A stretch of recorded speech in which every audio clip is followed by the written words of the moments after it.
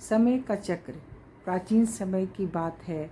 एक शहर में एक व्यक्ति रहता था जिसका नाम चंदन था। वह अपनी पत्नी और दो लड़का और दो लड़की के साथ रहता था और वह किसी छोटे मोटे प्लांट में काम किया करता था। चंदन और उसकी पत्नी खुशी खुशी अपना जीवन व्यतीत कर रहे थे। समय का चक्र बीत रहा था और उनके लड़का लड़की बड़े होते जा रहे थे। जब उसकी बड़ी बेटी कक्षा 5 में पढ़ रही थी, तभी एक दिन स्कूल की छुट्टी के समय वह लड़की सीढ़ियों से नीचे उतर रही थी। तभी पीछे से किसी लड़की से धक्के लगाने पर सीढ़ी से नीचे गिर गई, जिसके कारण उसके पैर में चोट आ गई। जब लड़की घर पर लंगड़ती हुई आई तो उसके पिता ने पूछा क्या हुआ। तभी लड़की ने उन्हें पूरा बात बताई। पिता ने सोचा छोटी मोटी चोट है, यह सोचकर उसे अपनी बेटी से कहा इसे गर्म पानी से सेक लो, ठीक हो जाएगा। कुछ दिन बीतने के बाद लड़की का पैर फूलने लगा, उसे चलने में दिक्कत होने लगी। तभी उसके पिता ने कुछ लोगों की बातें सुनकर किसी एक ओझा को ले आए, जबकि उसे कुछ नहीं आता था और वह पैर ठीक नहीं कर पाया। कुछ समय बीतने के बाद जब उसकी लड़की की हालत और ज़्यादा खराब होती जा रही थी, एक दिन जब उसके पिता अकेले कहीं बैठे हुए थे तो ये मन ही मन सोच रहे थे कि क्या करें। तभी सोचते सोचते उनके दिमाग में आया क्यों ना डॉक्टर से दिखाया जाए। तभी दूसरे दिन वो अपनी लड़की को लेकर वहीं के पास के अस्पताल में जाते हैं। डॉक्टर जब लड़की को देखता है तो कहता है जल्द ही इसका ऑपरेशन करना पड़ेगा। पैर में बहुत बड़ा घाव हो चुका है, जिसके कारण लड़की का पैर भी काटना पड़ सकता है। पिता डॉक्टर से पूछता है कि ऑपरेशन में कितने पैसे लगेंगे। तभी डॉक्टर कहता है 40,000 रुपया लगेंगे। पिता घबरा जाता है, लेकिन पैसे की तलाश में इधर से उधर जाने लगता है। इधर उधर भाग दौड़ करने के बाद पैसों की व्यवस्था कर लेता है। लड़की का ऑपरेशन हो जाता है।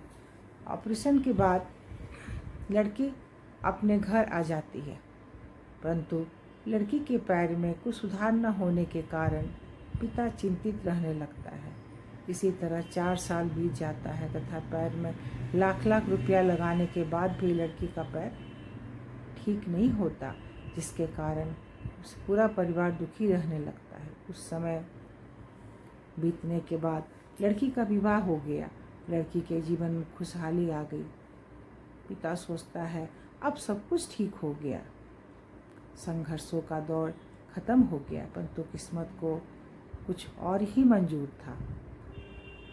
एक दिन जब वो बाजार जा रहा था, तभी पीछे से किसी ट्रक के द्वारा उसका एक्सीडेंट हो जाता है, जिसके कारण उसके सर में गंभीर चोट आई। चंदन 1 महीने तक बिस्तर पर ही पड़ा रहा। 1 महीने के बाद ठीक होने पर वो सोचा कि अब सब कुछ ठीक हो जाएगा। तभी उसकी पत्नी का भी स्वास्थ्य खराब होने लगा। वो बीमार पड़ गई। यहाँ वहाँ छोटे डॉक्टरों को दिखाने के बाद तबीयत और बिगड़ गई, जिसके कारण उन्हें वाराणसी के BHU अस्पताल में ले जाना पड़ा। वहाँ जाकर पता चला कि उसकी पत्नी के पेट में गंभीर बीमारी हो गई है, परंतु चंदन को ये विश्वास था कि उसकी पत्नी ठीक हो जाएगी। चंदन इसी विश्वास के साथ अपनी पत्नी को हमेशा वाराणसी के अस्पताल में ले जाने लगा। कुछ समय बीतने के बाद पत्नी की तबीयत में सुधार आने लगी। चंदन सोचा कि अब सब कुछ ठीक हो गया है।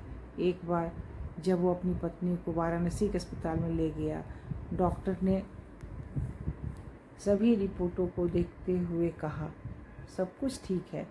चंदन बहुत ही खुश हुआ और वो अपनी पत्नी के साथ अपने शहर वापस आ गया। अगली सुबह सब कुछ ठीक था। चंदन का बड़ा और छोटा बेटा दोनों स्कूल चले गए। चंदन अपने काम पर चला गया। बड़ा बेटा स्कूल में सोच रहा था कि चलकर माँ से कुछ बात करेंगे। तभी 11 बजे उसका मित्र आया और कहता है चलो तुम्हारी माँ की तबीयत खराब हो गई है। बड़ा बेटा दौड़ता हुआ अपने घर की तरफ गया। तब तक बहुत देर हो गई थी। उसकी माँ की मृत्यु हो चुकी थी। बेटा माँ को देखते ही फूट फूट कर रोने लगता है और वो अपनी माँ का अंतिम संस्कार करता है। 1 साल तक पूरा परिवार दुखी ही रहता है। कुछ समय बीतने के बाद दुखों के बादल छट जाते हैं। चंदन अपने लड़का और लड़की के साथ सुखमय जीवन बिताता है। आज उसका परिवार खुशी खुशी जीवन जी रहा है।